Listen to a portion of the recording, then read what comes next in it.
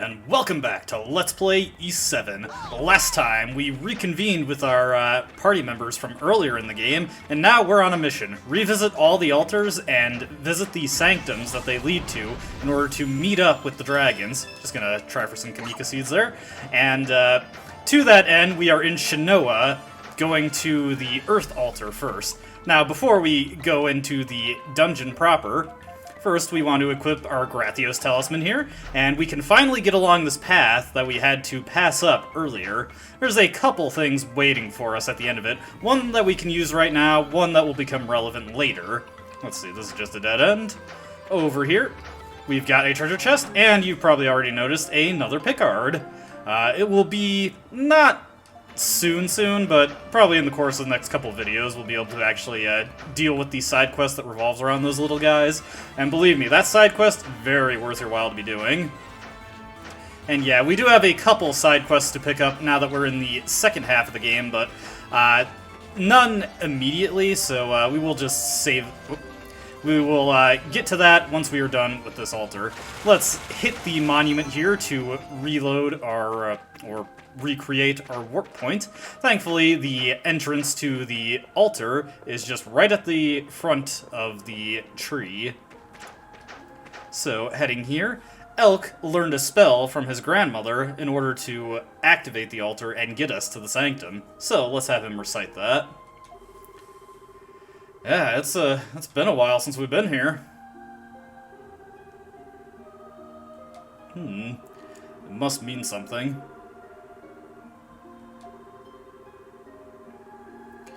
Yeah, makes sense to me. I can only imagine what they'll have to say to us when we get to them. You're up, Elk. Like I said, we will be playing as Elk for the majority of this upcoming dungeon. Expect to see a lot of Ground Fang.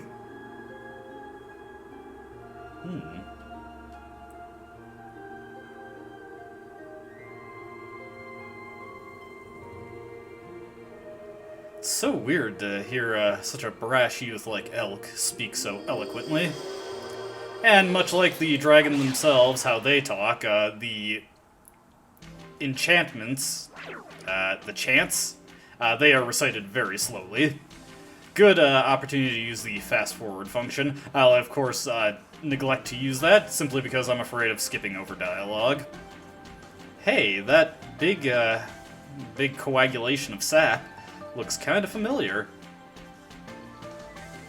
So, we are now in the Earth Sanctum. This is the first proper dungeon of the second half of the game, and it will set the general tone for how the Sanctums work. Yeah, let's do it to it. So, in order to move forward, we actually cannot get forward right away. We've got these big flowers here. How do we get past them? Well, we've got a nice sap pile here. Let's just examine this. Fun fact, when I was replaying this game for the first time after taking a break for it for quite some time, I had resumed my file after the Ancient Tree Dungeon, and I completely forgot I had the sap, and it took me a while to figure out I had to examine this to use the sap on this. That was embarrassing. I was like wandering around for like 5 minutes in this area just trying to figure out what to do. But yes, now the Ancient Tree Sap that's been sitting in our inventory for, man, like what, 12 videos now? No, even longer than that, like I think 13? Or 14? No, 13. 13 should be right. Or 14? Whatever. We get a chance to use the tree sap again. I think it's 14. I am immaculate at counting. Oh boy. I try to prove my knowledge with these videos, and instead I just end up proving my own stupidity. Or perhaps my poor on-the-spot speaking. I'm working on it, trust me. But yes, this is the gimmick for this dungeon. We have to activate these sap piles to bloom the flowers. We can walk along the flowers to get further into the Earth Sanctum. Well, let's see. But yes, there is a giant flower in the center, and as you can imagine, our goal for this dungeon is to get that flower to bloom. That will allow us to get to the path to the end. Because this is Elk's stomping ground for a dungeon, there of course are a lot of slash-weak enemies, but you do want your bases covered, so it's a good idea to have Adol equipped with a pierce weapon if you're using a strike character on your team. From here, we get a ore gathering point. This has the first of a stone item. Each sanctum has its own stone. This one has earth stones, and as you can imagine, the stones that you can collect correspond to the respective element of the sanctums. I was actually meant to use aerial thrust there, not sword dance, but whatever. Get a panacea here. It actually is not a terrible idea to stock up on those before you head to this dungeon. Quite a few things can poison you here. It gets pretty annoying after a while. Might actually be worth it to equip a poison immunity accessory, but honestly, I just prefer having training rings so I can get skills leveled up faster.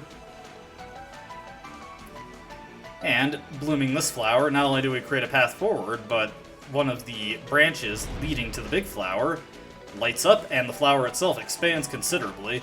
So yeah, that's how this dungeon works. We gotta get that to open all the way up if we want to get forward. Here is Ground Fang, and of course I whiff entirely with it. Oh, there's the first instance of poison. We're going to be seeing that ailment quite a bit throughout this dungeon.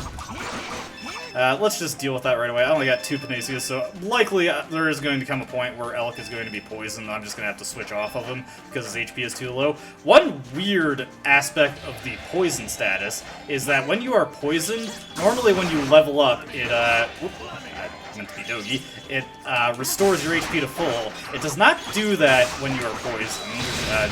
Just the poison status sticks, and you get no HP back. It's very sad. These guys are pretty annoying. They very frequently go into that roll, and you cannot hurt them at all while they're doing that unless you want to take a considerable amount of damage. You might not even be able to hurt them, period. I never bother trying, because I just know that I'm going to take a ton of damage in the process if I do. There's a better demonstration of Ground Fang. Very powerful skill. Definitely one of Elk's best. Yeah, right. Looks like Elk's not going to level up anytime soon, so let's not beat around the bush. One thing to note about the Earth Sanctum, these little crystals on the floor, you can break them open for SP, which is very handy. It'd be nice if there was like a spot that has a ton of them altogether, and we could just keep breaking them for SP, right? Yeah, that'd be cool. Here in this chest, we get our first level 3 accessory, the Shield Ring 3. Increases your defense by a whopping 50 points. Pretty nice, but again, I just kind of prefer the more practical mechanical accessories as opposed to ones that boost stats, unless it's a power wrist, which can provide some sizable returns for certain characters. We definitely want to gather as many Earth Stones as possible, so let's get this guy out of the way. Just pound him with a couple Ground Fangs, and there we go. Alright, as you can see, the rare material for the ore deposits in the Sanctums is iron ore, which is kind of funny, considering it's common everywhere else. These guys, despite their flying nature, they are vulnerable to all types of attacks, no specific weakness. They're fairly easy to deal with, but hey, we're going to use Ground Fang. Alright, heading on this way, got another one of these guys. We've got a wood deposit here, so we're going to grab that.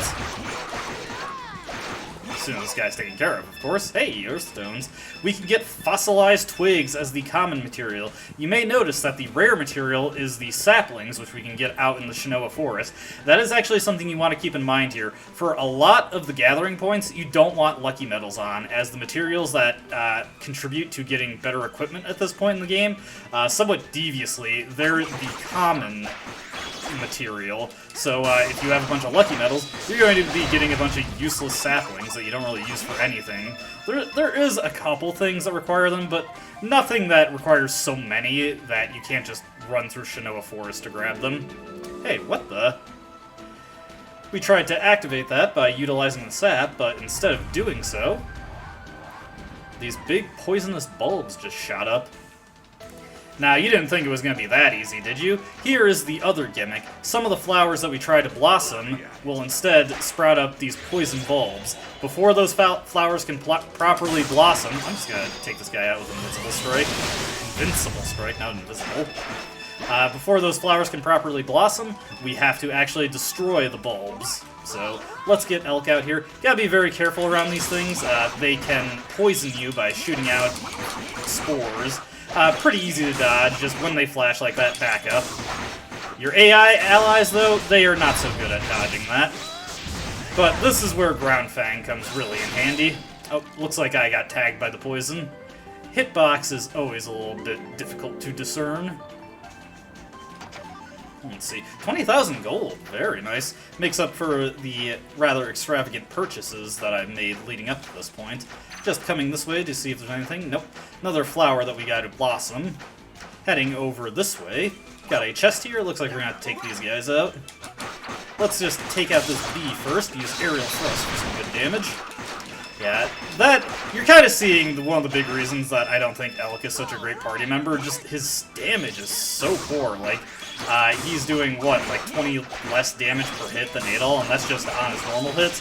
The disparity becomes even bigger when you're using skills. Yeah. Hey, well, conveniently we need to heal here, so let's restock.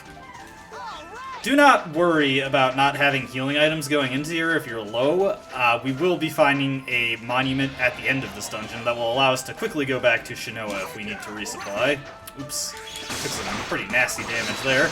I might have to upgrade my armor. I don't think... there's plenty of new armor options at this point. Adol is not up to date on his stuff. Here is a stone ring. As you can imagine, this protects you from... Well, actually, no. I think...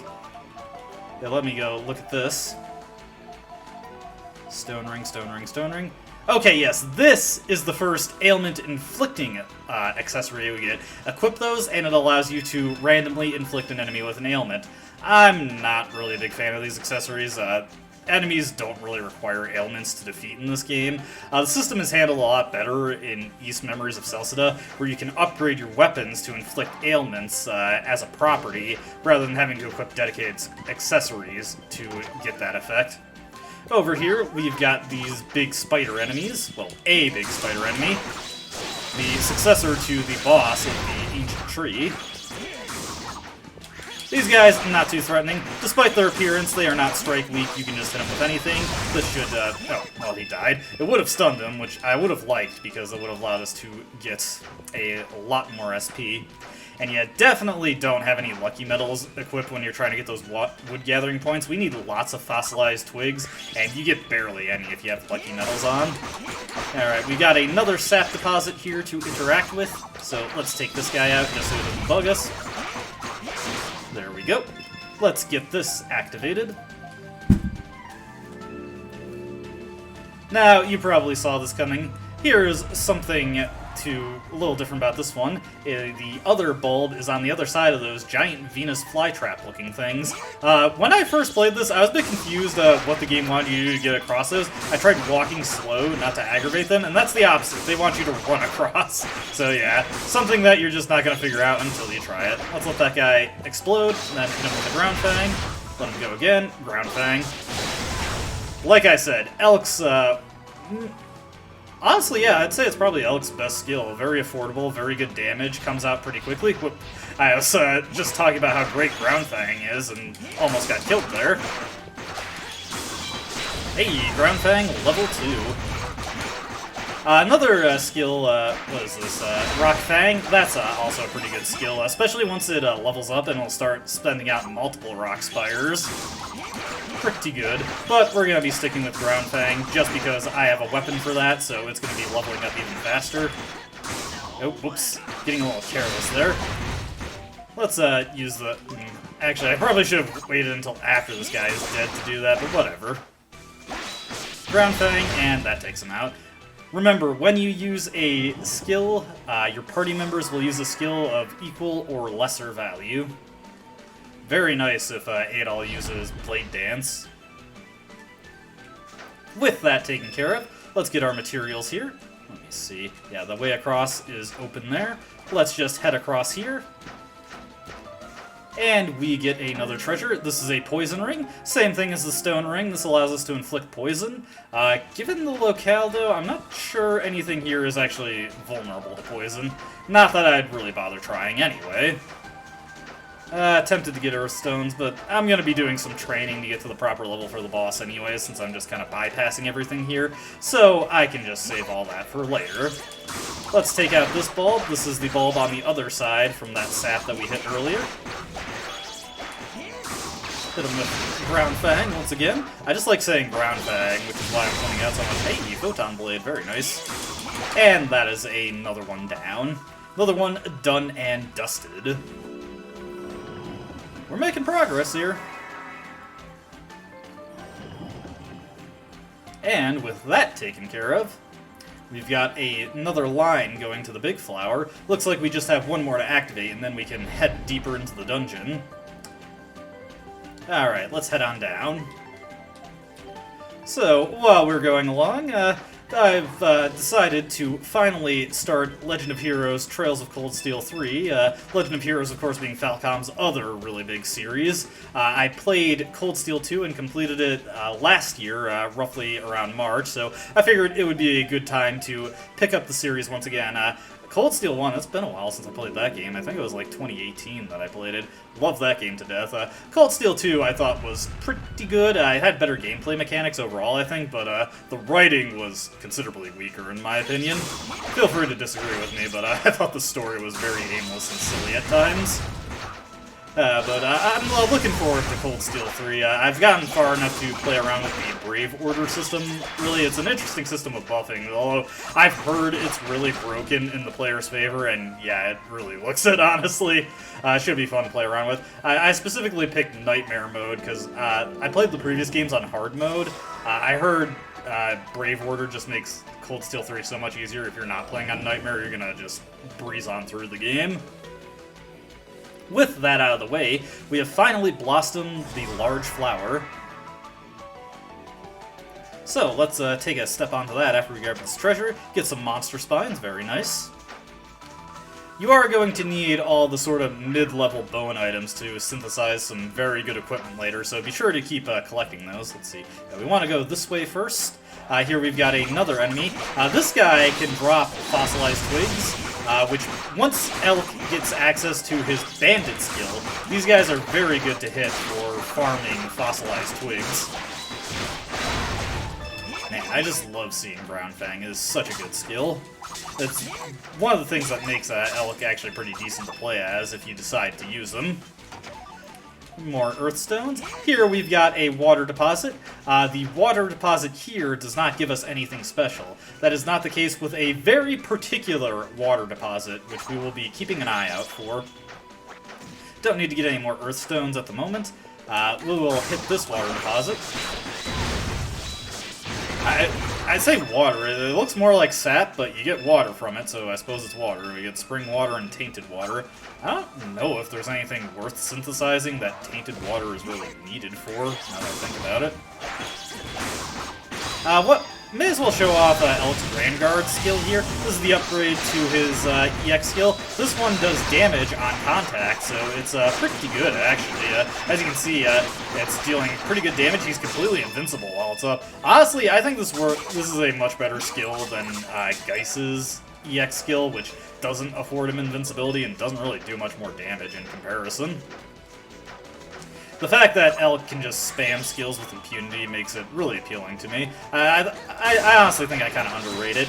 I was glad to do a more completionist playthrough of this game where I ended up using Elk just for his utility more. I do kind of appreciate him more. I don't think he's the worst party member in the game there anymore. There we got a Striga extract, which restores our HP by 1,000. I believe you can also buy these from the shops at this point. Now this water deposit right here, this specific water deposit, I'm pretty sure we got one. The rare material for it, let's just go to our material inventory here, is Spiritual Water. Spiritual Water is the special water you need to fuse some of the compounds that are available to us to create in the Iska village. This is the only water point in the Earth Sanctum that has Spiritual Waters as a rare item, so commit this one to memory if you want to get to start on synthesizing compounds. Of the first 3 Sanctums that we go to, each one will have 1 point that gives out Spiritual Waters, which is actually really annoying. I wish they had made that the rare material for all of the water gather points within the Sanctums, but it is what you gotta deal with. The last Sanctum we will go to has Spiritual Water as the rare material for most of the water gathering points within it. And we're just going to take these guys out because they are nice and easy to kill. I notice that I'm playing kind of badly here. Elk is on death's door, but I think I can make it out okay. Let's just hit this guy, get behind him, do another ground fang, this should take him out, level up. Yep, there we go. That's what I was aiming for. Now let's move forward. Before we go into this next area, I'm going to equip the Luminous Rock. Just no treasure over here. Heading into this area. Huh, what are these enemies? They combine into these flies. Hey, it's like fighting Beelzebub all over again. Man, I had a lot of fun making the Digital Devil Saga Let's Play. I hope that gets more views someday. I say that in what is far and away the least popular thing I've made yet. Funny to think about, funny to think about. But yeah, these guys, when they split up into flies, you can't hurt them. You just have to wait for them to return to big fly form. Let this guy attack. Oop, that was dumb. And one more round, and we should take him out. Now, the reason I stopped to kill these guys, aside from getting the bestiary entry, these guys specifically actually open up a new section once you kill them. We go through here, and we get a Training Ring 2. This accessory increases our skill experience gain by, well, 2. So, Elk, specifically, using his Ground Fang, he'll now get 4 experience per use if he has the Training Ring 2 on, rather than just a paltry 3. I say that like that's a huge upgrade. We want to head over this way first, because as you know at this point, any dead end we come across has a treasure waiting for us. Let's just get this guy out of the way so I can get the treasure without any issues. There we go. Break some of these crystals to get some more SP. We are maxed out there now. And let's open this treasure. Here we get the Violet Dual Blade. Each Sanctum we come across will have a special weapon for the character the Sanctum is tied to. Of course, in this case, it's Elk. We equip the Violet Dual Blade and get a sizable attack increase, but also the weapon is the first weapon you can get that has a character's Tier 4 skill. These are the ultimate skills of the game, so to speak. Tier 4 costs the most SP, but deals the most damage, and in particular, generates the most extra. Let's hit an enemy with Terran Vortex to see how much that gets us. Pay attention to the extra there. We got 12 extra for 1 usage. If we had Sigrun in the party, we'd get a whopping 18 extra, and these skills are critical to refilling your extra gauge really quickly and fielding a lot more EX skills. Now that we have access to Tier 4 skills, we can get a lot more EX skills out per fight if we have Sigrun in the party. Alex, in particular, is fairly good for this because it's so cheap at 60. Every character, of course, has a unique value for it. Characters who have base 9 cost 70 to utilize it.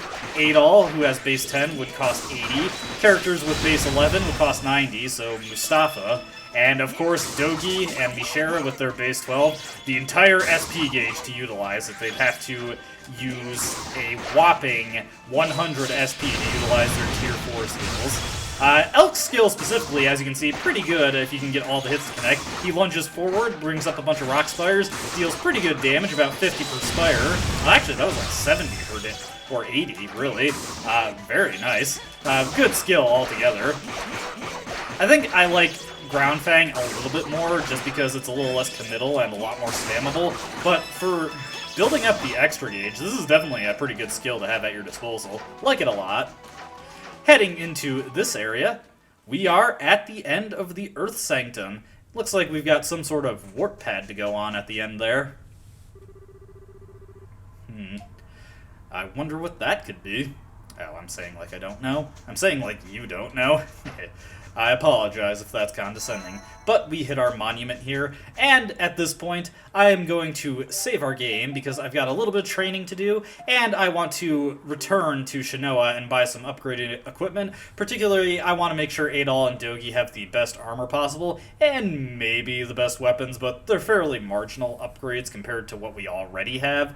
As far as actually training my characters, once I hit the level that I had specified in my notes, well, while I'm getting to that point, I'll probably have Elk spam Ground Fang and Terran Vortex a bit to get the levels on those skills up, just so they're as effective as possible in the upcoming boss fight, since I'll mostly be using Elk.